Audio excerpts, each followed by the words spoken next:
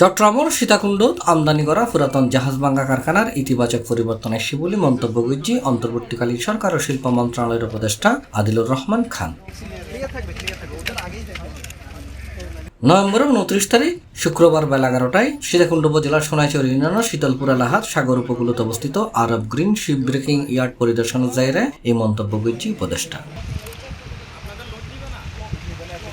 Green yard পরিদর্শনের জায়গায় ইয়ার্ডের জরুরি চিকিৎসা ইউনিট, বর্জ্য সংরক্ষণাগার, অ্যাসবেস্টস সংরক্ষণাগার, নিরাপদ পানির প্ল্যান্ট, শ্রমিকলের গোসল ওয়াশ, খানাদানার কক্ষ পরিদর্শন করছে তিনি। পরিদর্শন শেষে তারা এই শিপইয়ার্ডের পরিবেশ, শ্রমিকলের নিরাপত্তা, বর্জ্য সংরক্ষণ ব্যবস্থাপনা সহ নানান ইস্যুতে সন্তুষ্টি প্রকাশ করছে। একই সাথে ইয়ার্ডের সার্বিক ব্যবস্থাপনা উচ্ছ্বসিত প্রশংসা করছে শিল্প উপদেষ্টায়।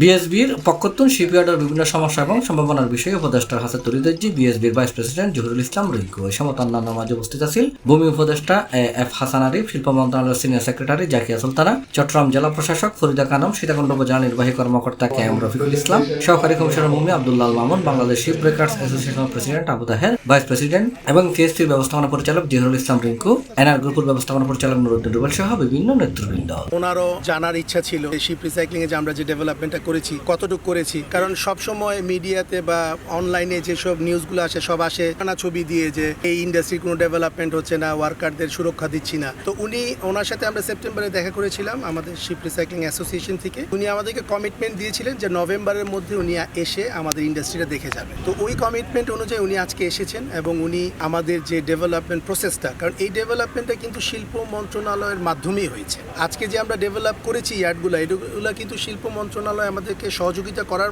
ফলপ্রসূ কিন্তু এই ইয়ার্ডগুলো, ডেভেলপ ইয়ার্ডগুলো। হংকংয়ের কনভেনশনের ব্যাপারে উনি জানতে চেয়েছেন আমাদের এই ইন্ডাস্ট্রির কি সমস্যা আছে। আমরা বলেছি আমাদের একটা ওয়ান স্টপ সার্ভিস দরকার, আমাদের একটা টিএসডিএফ দরকার, ট্রিটমেন্ট স্টোরেজ ডিসপোজাল ফ্যাসিলিটি। আমাদের যে লিঙ্ক রোডগুলো আছে, লিঙ্ক রোডগুলোর মধ্যে একটু ইমপ্রুভমেন্ট দরকার।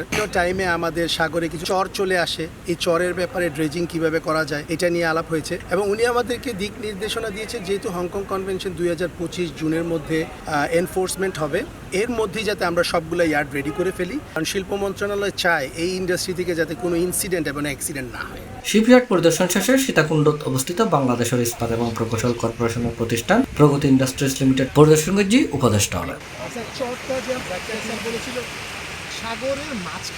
C plus Chittagong.